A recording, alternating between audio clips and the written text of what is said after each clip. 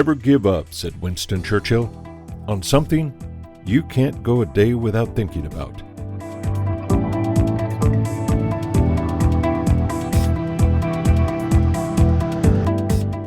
Lynn Erickson spent his early childhood in Minot, North Dakota, within a stone's throw of the Minot Airport. One day, Lynn's father arranged a local flight for Lynn and his cousin, both 6 years old. When the flight was over, Lynn climbed out of the airplane with a dream that would in time become an unshakable resolve.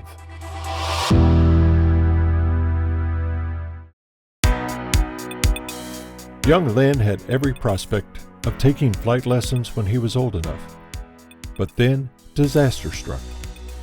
Medical expenses for his mother's illness bankrupted the business. His parents divorced, and at age 11, Lynn was sent to live with his grandparents on a hard-scrabble North Dakota farm. I was on a farm in western North Dakota, not very far from the Minot Air Force Base. They didn't have any restrictions on breaking the sonic boom back then, and we would hear that regularly during the day. To me, it was music. I liked it. Here I am, on my tractor, moving around at 5 miles an hour or so, and I could hear this airplane coming, even over the tractor. I think it might have been the F-100, comes smoking right down the road, and he turns and waves at me.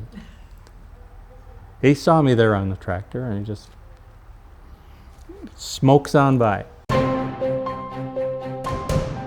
With no money for lessons, but having a strong work ethic, Lynn decided the only avenue to a pilot's license was the military. In his senior year at high school, during the Vietnam War, Lynn visited an Army recruiter to ask about enlisting to fly helicopters. But Lynn wore glasses, and the recruiter made it clear that Lynn's eyesight ruled out military pilot training.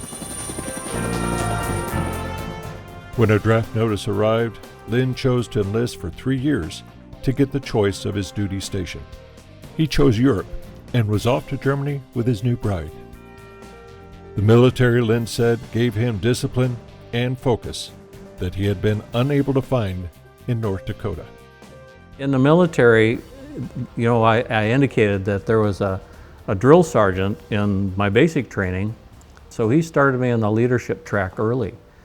And they recognized something that I wasn't aware of.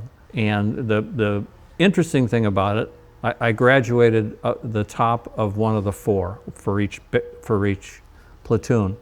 And I was just a Spec 4. I was just a technical specialist at the time. So here are all these guys, they're E5s, E6s, E7s. This is something they're checking off to further their career. And they voted for me. And so that was quite a deal. Nearby was a servicemen's aero club, and Lynn wasted no time starting flight lessons. When his 3-year enlistment was done, he mustered out, but his dream of flying was alive again.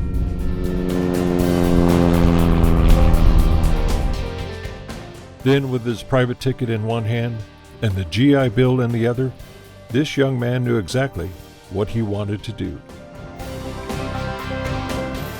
At Spartan School of Aeronautics in Tulsa, Oklahoma, Lynn's GI benefits would pay for most of Lynn's flight training, but nothing for living expenses. With the savings from working 2 jobs and a chest freezer full of beef, a gift from his father, he and his wife headed for Tulsa. My dad, he helped me as much as he could, but the best thing he could do was give me a small freezer, a small freezer full of beef. We loaded the freezer up with beef, put it in the back of our pickup truck with a topper on it, and hung the cord out the back. So everywhere we went, we'd plug that freezer in to keep everything okay. With no financial help from the family, Lynn knew he had to finish training before his savings ran out. He threw himself into it and earned his instrument, commercial, CFI, commercial helicopter, and CFIIA ratings all in less than 8 months, a process that would take most students 2 years or more.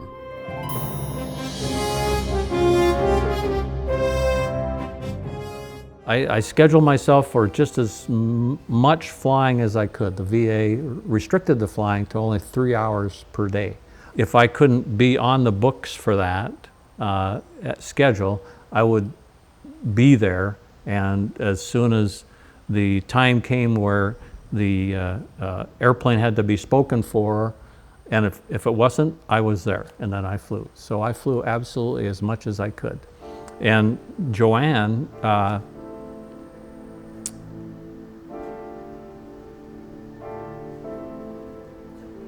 she worked 2 jobs.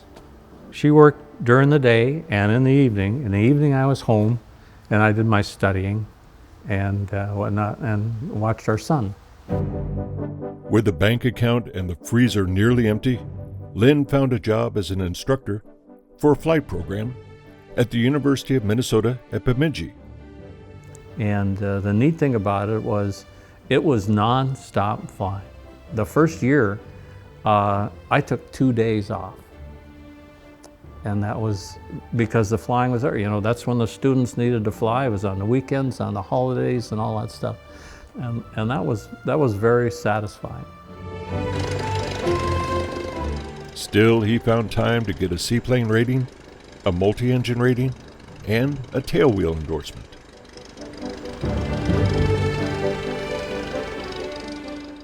That's a cool story because there's a gentleman there, Ralph Moberg, and now I'm not sure, but he may be in the Minnesota Aviation Hall of Fame. He was probably an old guy then, about my age. But here I am, a young guy, and he kind of takes me under his wing. And Ralph, and you got to understand Ralph, he just says, "Here, read this book." So, you know, I go through the book and all that stuff. The next day we go out and he says, asks if I read the book, and I says, "Yeah, I read." He says, "Well, let's go." So off we go. We fly for a while, and Ralph says, "That's good, you can drop me off, you go practice." So that was the extent of my initial training. After a year and a half at Bemidji, Lynn landed his first corporate flying job with a large construction company. While there, he earned his air transport pilot certificate and was rated in Cessna citations. 5 years later, he was hired by Cessna Aircraft Company as a demonstration pilot, flying turboprops and later jets to prospective customers all over the world.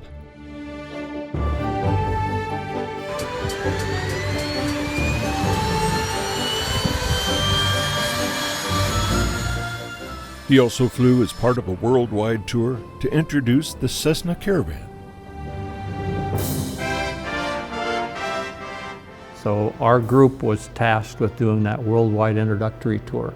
And we had 5 airplanes, serial numbers 1 through 5, and they just went to the compass, you know, wherever they needed to go.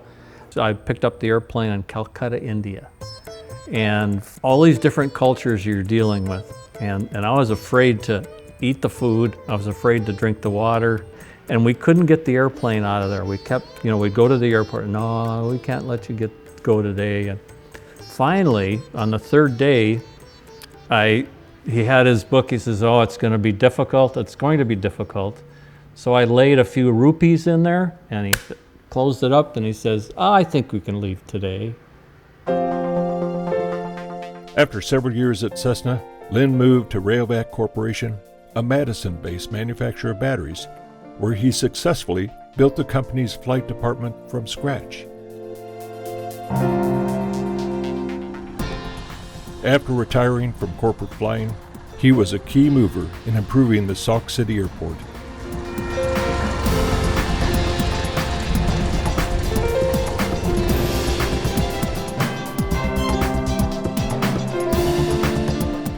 And establishing a thriving residential air park at Waunakee. The airport here is kind of a surprise for people when they're visiting. We think that quite a few of the residents of Waunakee, when they have someone come to visit, they like to drive past the airport and everybody goes, "What? There's an airport here?" And it's just part of the character of Waunakee, and thankfully the community has embraced that. I helped design this building and put together the whole project to get this building put together like it is now. So there was a lot of work to be done that I put together in the design, the marketing, and the structure of the project itself. And I'm very proud of what we've been able to do here.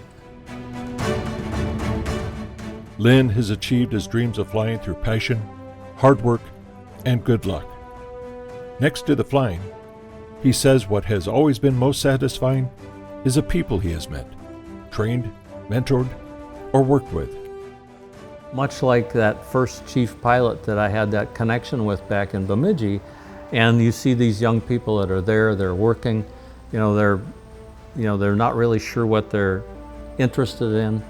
And it was always very satisfying to be able to make a connection for some young person that you had some interaction with. It was always a goal of mine to do that, since aviation had been so good to me.